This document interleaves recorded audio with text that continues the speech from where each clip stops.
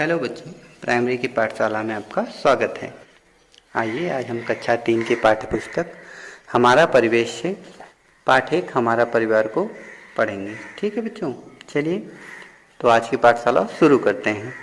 यह चित्र मधु के परिवार का है। मधु के परिवार में हैं उसकी दादी, दादा, माँ, पापा और भाई मोनू। ठीक है बच्चों, जैसा कि आप चित्र देख रहे हो, तो सबसे बड़ी बात परिवार क्या होता है। जहाँ कुछ लोग मिलकर एक साथ रहते हैं वह परिवार कहा जाता है। इनका खाना एक जगह बनता है।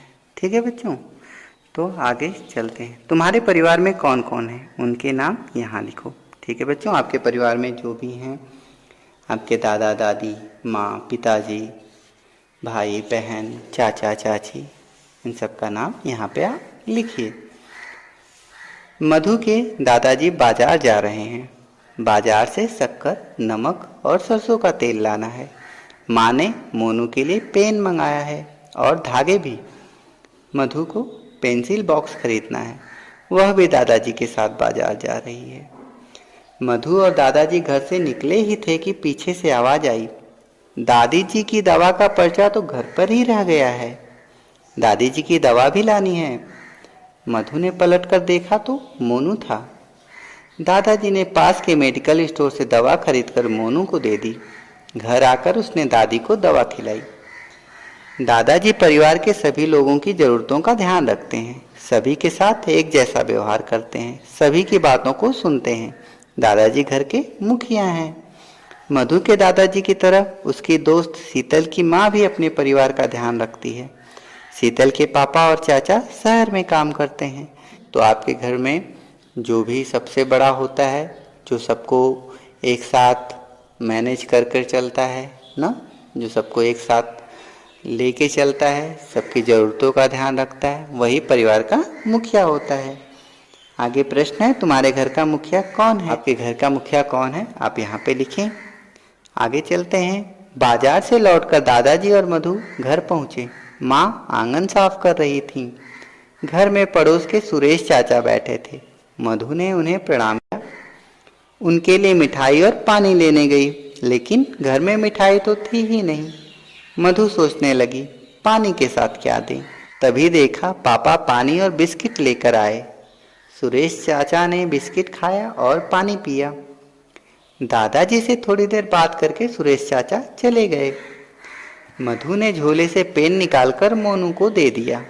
शक्कर, नमक और तेल लेकर मोनू ने रसोई में रख दिया। माँ ने धागे ले लिए। मधु ने अपना बॉक्स लिया। मधु और मोनू अपने परिवार में और क्या क्या काम करते हैं चित्र में देखो। देखिए मोनू ने क्या क्या काम किया। मोनू कह रहा है, मैंने खेत में पानी लगा दिया है, आओ हम दोनों मिलकर बिस्तर बिछाएं। मधु कह रही है, माँ मैंने कपड़े तह करके रख दिए हैं, मैंने गाय को चारा दे दिया है। इसी तरह आप भी अपने घर में ढेर सारा काम करते हैं, सबकी सहायता करते हैं। तो यहाँ पूछा है, घर के किन किन कामों को तुम मिलकर करते हो। तो जिस काम को आप करते हैं उस काम को यहाँ पर आप लिख दीजिए। मधु के परिवार में खेती का काम होता है। खेती के अलावा उसके पापा कपड़ों पर प्रेस इस्त्री भी करते हैं। माँ, मधु और मोनू इस काम में उनकी मदद करते हैं। अब तो मोनू ने भी अपने पापा से प्रेस करना सीख लिया है। दादाजी के साथ मधु और मोनू पेड़ पौधों की देखभाल भी करते हैं।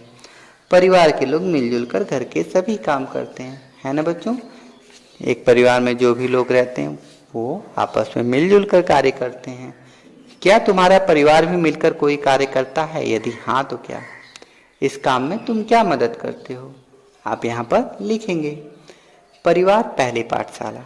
ठीक है बच्चों, जो हमारा परिवार होता है वह हमारी पहली पाठशाला होता है, पहला विद्यालय होता है। आइए देखते हैं कैसे। हम सब परिवार के साथ रहते हैं। हमारे परिवार में माता पिता, भाई बहन, ताऊ ताई, चाचा चाची होते हैं, बुआ भी होती हैं। हम अपने परिवार से ही सबसे पहले सीखना शुरू करते हैं। परिवार में सब लोग मिलजुल कर काम करते हैं, साथ में खाना खाते हैं, मिलजुल कर त्यौहार मनाते हैं, साथ साथ घूमने जाते हैं। किसी के बीमार होने पर परिवार के सभी लोग देखभाल करते हैं। परिवार के लोग एक दूसरे की ज़रूरतों को पूरा करते हैं। दादाजी एवं दादी जी हमें कहानियाँ सुनाते हैं। हमारे साथ खेलते भी हैं।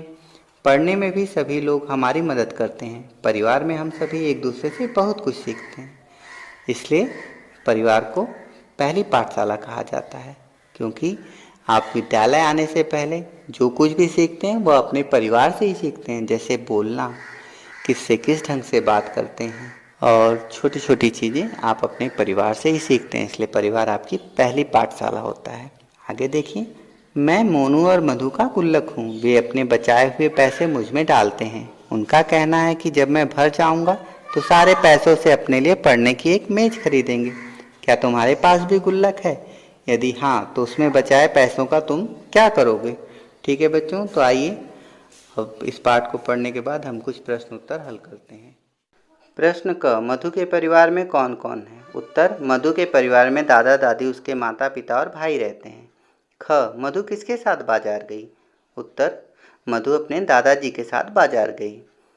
ग, दादी की को दवा किसने खिलाई? उत्तर, दादी को दवा मोनू ने खिलाई। माँ ने बाजार से क्या क्या मंगाया? माँ ने बाजार से मोनू के लिए पेन और धागा मंगवाया। अगला प्रश्न, सीखने की पहली पाठशाला किसे कहते हैं? परिवार को सीखने की पहली पाठशाला कहते हैं। परिवार के साथ मिलकर हम क्या क्या करते हैं? परिवार के साथ मिलकर हम बहुत काम करते हैं, जैसे खाना खाना, त्यौहार मनाना, घूमने जाना, एक दूसरे की देखभाल करना, खेलना और पढ़ना। प्रश्न, गुल्लक के पैसे से मधु और मोनू क्या खरीदेंगे? उत्तर है, गुल्लक के पैसे से मधु और मोनू पढ़ने के लिए मेज खरीदेंगे। मधु के परिवार में क्या क्या काम होता है? मधु के परिवार में खेती का काम होता है। खेती के अलावा पापा कपड़ों पर इस्त्री करते हैं। सही कथन के सामने सही का, गलत कथन के सामने गलत का चिन्ह लगाएं। मधु घर में केवल उसके माता पिता हैं। गलत। मधु और मोनू घर के कामों में हाथ बटाते हैं। सही। परिवार हमारी पहली पाठशाला है। सही। मोनू और मधु पेड़ पौधों की देखभाल करते हैं। सही। दादाजी परिवार के सभी लोगों का ध्यान नहीं रखते हैं। गलत। शीतल के पापा और चाचा शहर में काम करते हैं। सही। मधु ने सुरेश चाचा को प्रणाम नहीं किया। गलत है। ठीक है बच्चों, इसे आप अपनी पाठ कॉपी में उतार लेंगे।